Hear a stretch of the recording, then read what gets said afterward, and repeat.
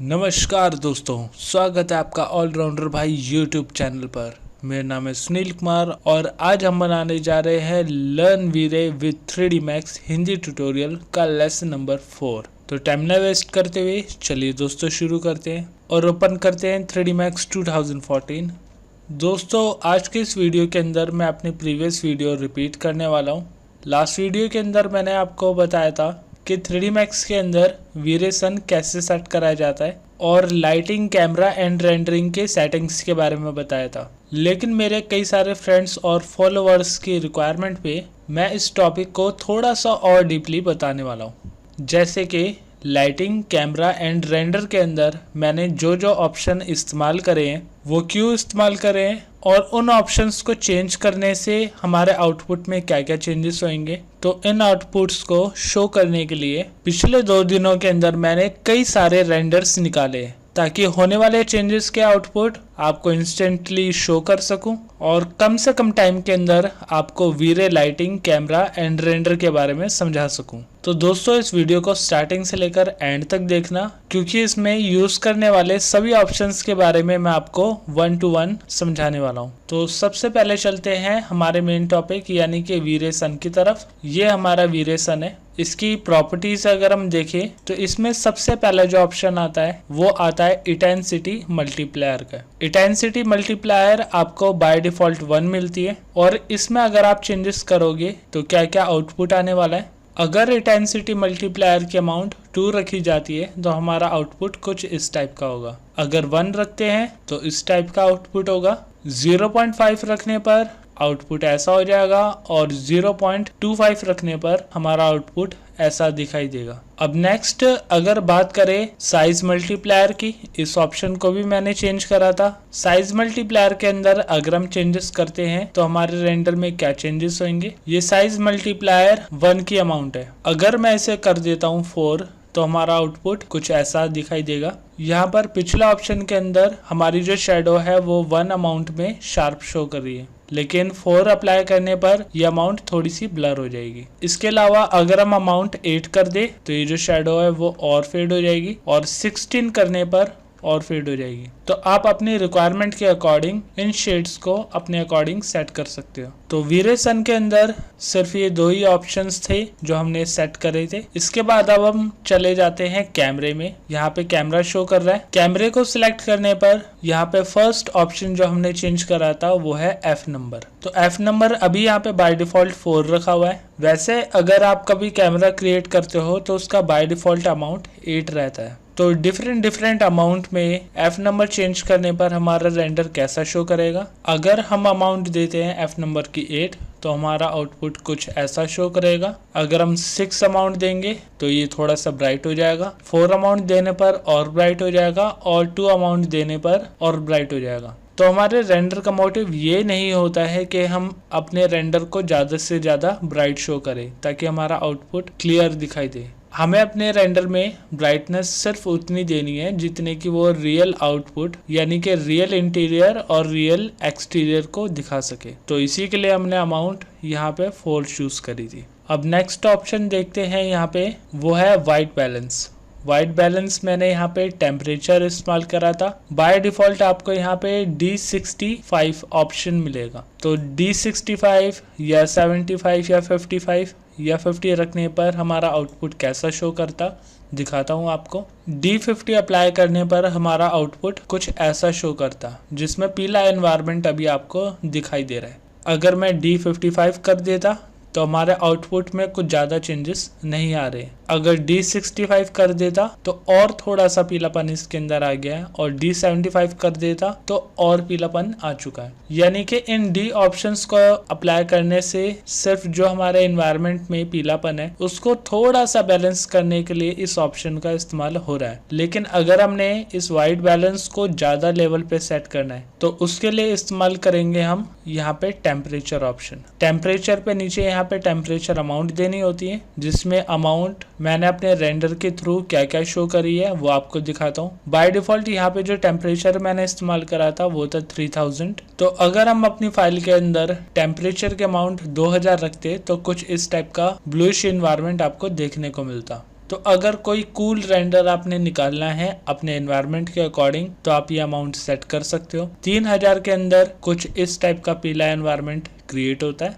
और अगर मैं अमाउंट 4000 कर दूं तो ज़्यादा पीलापन शो करेगा, और 5000 कर दूं तो ज़्यादा पीला आउटपुट शो करेगा। तो वाइट बैलेंस के लिए ही इस ऑप्शन का इस्तेमाल करा जाता है, जिससे कि आप इसे ब्लूइश और येलोइश में चेंज कर सकते हो। अमाउंट जितनी कम होगी उतना ही ये ब्लूइश होता जाएगा, और अमाउंट जितनी इंक्रीज करते जाओगे उतना ही येलोइश होता जाएगा। अब चलते हैं नेक्स्ट ऑप्शन पे। इसके बाद हमने सेट करा था शटर स्पीड। तो शटर स्पीड की अमाउंट यहाँ पे हमने 100 करी हुई है। बाय डिफॉल्ट इसकी अमाउंट 200 तक होती है। अगर शटर स्पीड के अमाउंट में हम चेंजेस करेंगे तो क्या शो करेगा, दिखाता हूँ आपको। अगर आप शटर स्पीड अमाउंट 50 रखते हो तो आपका आउटपुट कुछ ऐसा ब्राइट शो करेगा। अगर अमाउंट 100 रखते हैं तो हमारा आउटपुट ये आएगा। 200 रखने पर यानी कि बाय डिफॉल्ट रखने पर अमाउंट कुछ ऐसी होती, और 400 रखने पर आउटपुट कुछ ऐसा शो करता। तो ये सेटिंग्स भी अपनी रिक्वायरमेंट के अकॉर्डिंग है कि आप कितना ब्राइट दिखाना चाहते हो अपने आउटपुट को। अब नेक्स्ट ऑप्शन पे चलते हैं। नेक्स्ट हमने चेंज करा था फिल्म स्पीड ISO, जिसकी बाय डिफॉल्ट अमाउंट 100 होती है और हमने अमाउंट दी है 300 तक, यानी कि इसमें अमाउंट इंक्रीज करी जाती है। तो फिल्म स्पीड ISO में अगर मैं चेंजेस करता हूं तो हमारा आउटपुट कैसा होगा आपको शो करता हूं। बाय डिफॉल्ट 100 अमाउंट पर आपका आउटपुट कुछ ऐसा शो करता। 200 करने पर थोड़ा सा और ब्राइट हो गया, 300 करने पर थोड़ा सा और ब्राइट, और 400 करने पर थोड़ा ज्यादा ब्राइट हो गया। तो इसमें भी ISO अमाउंट जो है वो आपके रेंडर को ब्राइट करने का काम ही कर रही है। तो चलते हैं अपनी फाइल पर। अब सबसे इम्पोर्टेंट बात यह है कि अगर हमारा F नंबर और शटर स्पीड और फिल्म ISO तीनों ही ब्राइटनेस सेट करने का काम करते हैं, तो क्यों ना हम बाकी दो की अमाउंट को चेंज करे बिना सिर्फ एक ही अमाउंट को इंक्रीज या डिक्रीज करके अपना काम चला लें। ऐसा आप करने को कर सकते हो, बट ये चीज पॉसिबल नहीं है, क्योंकि हमें अपने रेंडर को क्लियर दिखाने के लिए तीनों की अमाउंट को बैलेंस करके चलना होता है। अगर आप सोचो कि आप एक कमरे के अंदर सिर्फ एक ही लाइट लगा के पूरे कमरे में रोशनी कर दोगे, और दूसरी तरफ अगर एक कमरे के अंदर 4 या 5 अलग अलग डायरेक्शंस के अंदर अलग अलग लाइट क्रिएट करे, तो एक बल्ब वाले में और 4 बल्ब वाले में अलग अलग आउटपुट आपका शो करेगा। तो उसी तरीके से रेंडर वर्कलोड या फिर आउटपुट वर्कलोड आप किसी एक ऑप्शन पे नहीं दे सकते हो। हमें F नंबर, शटर स्पीड और फिल्म स्पीड, इन तीनों के अमाउंट को बैलेंस करके चलना होता है, ताकि हम अपने आउटपुट को बेहतर से बेहतर शो कर सकें। तो ये तो थे कैमरे ऑप्शन। अब चलते हैं रेंडर सेटअप पर। तो उसके लिए प्रेस करेंगे F10 या फिर चले जाएंगे हम रेंडर सेटअप के बटन पर। इसमें सबसे पहला ऑप्शन हमारा आता है इमेज सैम्पलर का। इमेज सैम्पलर के अंदर मैंने टाइप इस्तेमाल करा था अडेप्टिव। इसके अलावा यहाँ पे फिक्स, अडेप्टिव, सब डिविजन और प्रोग्रेसिव ऑप्शन अवेलेबल है। तो इन चारों में क्या क्या आउटपुट शो करते हैं मैं आपको रेंडर के जरिए शो करता हूँ। इसके अंदर हम अल्फाबेट वाइज चलते हैं, यानी कि सबसे पहले इसमें अडेप्टिव सब डिविजन का इस्तेमाल करेंगे। अडेप्टिव सब डिविजन के अंदर यहाँ पर कुछ नॉइज मुझे शो कर रहा है, जो कि वॉल पर और सोफे पर भी अप्लाई हो रहा है। अब रेंडर सेटिंग के अंदर ये ऑप्शन दिया गया है, तो ऑब्वियसली रेंडर के लिए इस्तेमाल करा जाता होगा, लेकिन फिलहाल तो इंटीरियर के लिए इस ऑप्शन का इस्तेमाल नहीं करा जाता है। अब चलते हैं सेकंड ऑप्शन में, जिसका नाम है अडेप्टिव। इसमें अगर आप आउटपुट देखोगे तो पहले वाले रेंडर के अकॉर्डिंग इसका आउटपुट बहुत ज्यादा क्लियर है। अब इसके बाद फिक्स ऑप्शन देखते हैं। फिक्स ऑप्शन के अंदर भी यहाँ पे नॉइज शो कर रहा है, और जो हमारे करेक्टर है वो करेक्टर भी प्रॉपर शेप के अंदर शो नहीं कर रहे। तो एक तरह से ये जो फिक्स ऑप्शन है ये भी हमारे इंटीरियर आउटपुट के लिए इस्तेमाल नहीं किया जाता। लास्ट ऑप्शन है प्रोग्रेसिव। इस आउटपुट को भी अगर आप देखोगे तो इसके अंदर भी हमें यहाँ पे नॉइज शो कर रहा है, और वॉल पर भी जो हमारा व्हाइट सरफेस है उस पर भी कई सारे ब्लैक स्पॉट शो कर रहे हैं। तो मोस्टली जो हमारा आउटपुट है वो ये ऑप्शन भी क्लियरली नहीं शो कर पा रहा है। तो अडेप्टिव ऑप्शन ही हमारे इस आउटपुट को क्लियर शो कर पा रहा था, इसलिए ही हमने वेरिएशन के साथ इस ऑप्शन को सिलेक्ट करा है। अब चलते हैं नेक्स्ट ऑप्शन पर। नेक्स्ट ऑप्शन मैंने चूज करा था GI यानी कि ग्लोबल इल्यूमिनेशन। इस ऑप्शन को ऑन या ऑफ करने से हमारे आउटपुट में क्या चेंजेस होते हैं वो आपको शो करता हूँ, क्योंकि ये ऑप्शन बाय डिफॉल्ट ऑफ था। तो अगर हम अपने रेंडर में इस ऑप्शन को ऑफ रखते तो हमारा रेंडर कैसा शो करता। GI ऑफ रखने पर हमारा आउटपुट कुछ ऐसा शो करता, यानी कि जहाँ से हमारा लाइट का सोर्स है उस सोर्स के अपोजिट साइड में आपको यहाँ पर रोशनी नहीं दिखाई देती, यानी कि वो वॉल बिल्कुल ब्लैक रहती। इसके अलावा जितना भी यहाँ पर शेडो पोर्शन है उसमें बिल्कुल प्योर ब्लैकनेस आपको देखने को मिलेगी।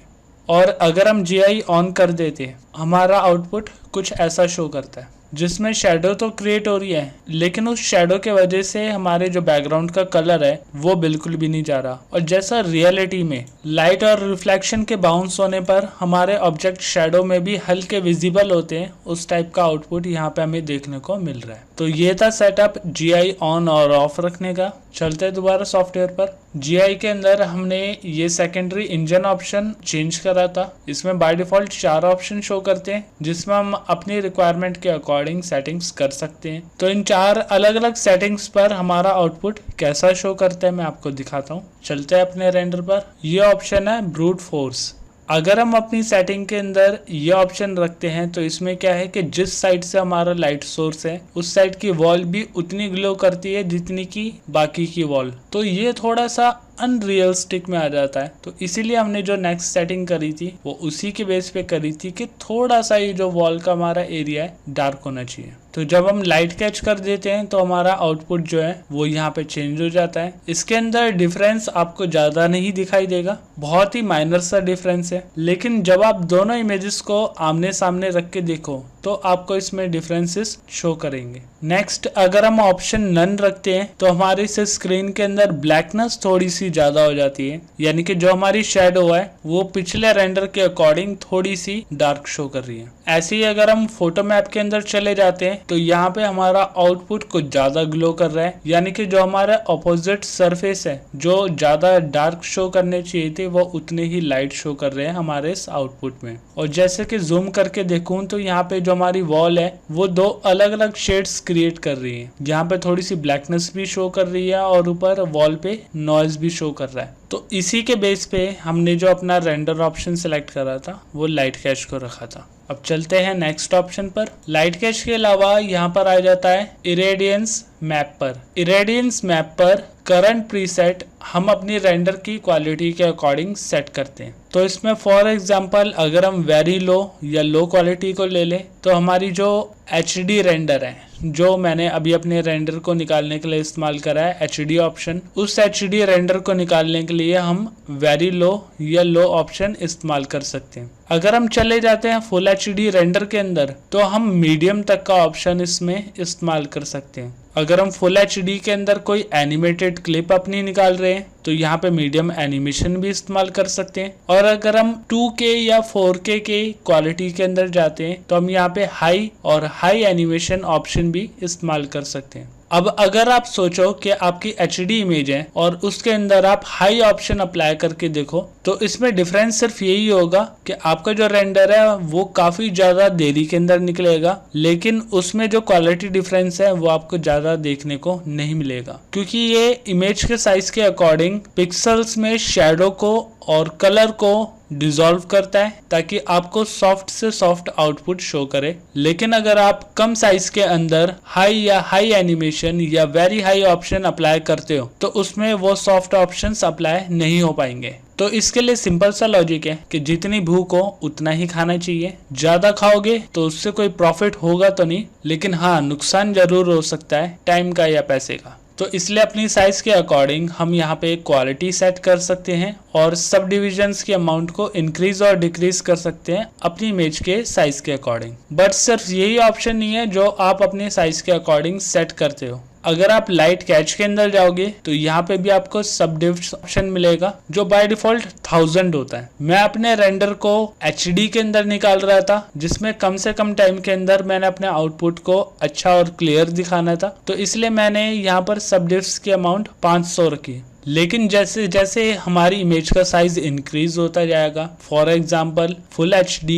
2K 4K 8K, तो वहां पर हम अपनी सब डिवीजन के अमाउंट को 1000 या 2000 तक भी लेकर जा सकते हैं। अब लास्ट ऑप्शन आ जाता है जो कि मैंने अपनी प्रीवियस वीडियो के अंदर भी डीपली समझाया था, वो है हमारी डायनामिक मेमोरी लिमिट, जो मैंने यहाँ पे 7000 तक रखी हुई है। बाय डिफ़ॉल्ट इसके अंदर 3000 या 4000 अमाउंट शो करती है, जो कि हमारे सिस्टम की मिनिमम रिक्वायरमेंट को डिजर्व करती है। तो इसमें उतनी मेमोरी डाली जाती है जितने आपके कंप्यूटर के अंदर रैम अवेलेबल है। फॉर एग्जांपल मेरे सिस्टम के अंदर 8 GB रैम अवेलेबल है, तो मैं यहाँ पे 8 GB या उससे कम की मेमोरी यहाँ पे शो करूँगा। अगर मैं मेमोरी लिमिट 4000 MB तक की रखूं तो क्या है कि मेरी रैम तो 8 GB तक की है, लेकिन इसमें लिमिट 4 GB तक की लगी हुई है, तो मेरी जो रैम है वो पूरी परफॉर्मेंस नहीं ले पाएगा, जिसके थ्रू मेरा जो रेंडर है वो स्लो शो करेगा। बट अगर आपकी रैम 4 GB तक की है और आप उसके अंदर 7000 या 8000 लिमिट शो कर रहे हो, तो क्या है कि उससे आपका जो रैम है वो हमेशा ओवरलोडेड रहेगा, जिससे कि आपके रेंडर में प्रॉब्लम्स हो सकती है या एरर भी आ सकता है। तो ये सबसे इम्पोर्टेंट ऑप्शन है कि आप अपने सिस्टम की रैम के अकॉर्डिंग यहाँ पे उस अमाउंट को सेट कर सको, ताकि अच्छे टाइम के अंदर आप अपने रेंडर को पूरा कर सको। अब लास्ट ऑप्शन की तरफ चलते हैं। यहाँ पर हमारा जो वीरेसन है उसकी एक पर्टिकुलर लाइट यहाँ पे क्रिएट हो रही है, तो इसकी डायरेक्शन और डिस्टेंस भी हमारे आउटपुट के लिए काफ़ी इंपॉर्टेंट है। जैसे कि अभी अगर आप इसकी पोजीशन देखो तो यहाँ पर अभी इसकी पोजीशन है x amount 30 feet, y amount -5 feet और z अमाउंट 10 फीट। इसका जो सेंटर पॉइंट है वो हमारे ग्राफ के सेंटर में यानी कि 0/0 है। तो अगर इसके अंदर हम अमाउंट z में 0 या 5 या 10 या 15 या 20 या 25 इतने अमाउंट तक हम रखते हैं, तो हमारे रेंडर में क्या डिफरेंस आने वाला है ये आपको शो करता हूँ अपने रेंडर में। अगर z अमाउंट 0 रहती है तो हमारा आउटपुट कुछ ऐसा शो करेगा, यानी कि बिल्कुल भी सन रेज यहाँ पे आपकी शो नहीं करेगी, लेकिन रूम के अंदर जो ग्लो आना चाहिए, जो लाइट आनी चाहिए, वो यहाँ पे प्रॉपर शो करेगी। तो अगर पूरी तरीके से मॉर्निंग या इवनिंग वाला एनवायरनमेंट दिखाना है तो आप ये अमाउंट दे सकते हो। अब अगर मैं अपने सन की पोजीशन जो है वो z एक्सेस में 5 रखूं तो कुछ इस टाइप की सन रेज शो करेगी, जो कि सनराइज और सनसेट के टाइम हम दे सकते हैं। अब अगर यही अमाउंट मैं 10 कर दूं तो हमारा जो रेंडर है वो पहले की तरह नॉर्मल शो करेगा। 15 कर दूंगा तो जो हमारी सन रेज है वो थोड़ी और पास में आ जाएगी और ब्राइट हो जाएगी। ऐसे ही अगर 20 कर दूं तो सन रेज और पास में आ जाएगी और 30 और पास में सन रेज। तो ये आप पे डिपेंड करता है कि आप सन की पोजीशन कहाँ रखना चाहते हो, क्योंकि ये तो मेरा आउटपुट है। अगर आप कोई इंटीरियर या एक्सटीरियर बना रहे हो तो उसमें सन की पोजीशन आप अपने रेंडर के अकॉर्डिंग रखोगे, लेकिन जो सन की हाइट है तो वो डिसाइड करती है कि सन की रेस की जो रोशनी है उसकी लिमिटेशन कहाँ से कहाँ तक की रहेगी। तो चलते हैं वापस से अपने सॉफ्टवेयर पर।